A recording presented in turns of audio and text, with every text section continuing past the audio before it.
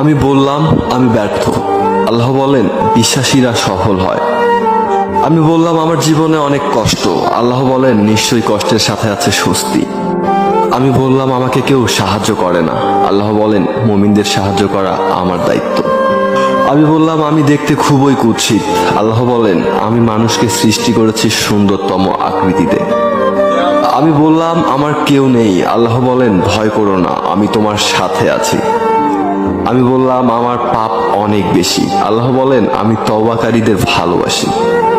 আমি বললাম এই দুনিয়া আমার ভালো লাগে না, আমার কিছুই নেই। আল্লাহ বলেন অপেক্ষা করো। আমি বললাম বিজয় অনেক দূর। আল্লাহ বলেন আমার সাহায্য খুবই কাছে। আমি বললাম আমার জীবনে খুশি নেই। আল্লাহ বলেন খুব শীঘ্রই আমি তোমাকে এত বেশি দিব যে তুমি খুশি হয়ে যাবে।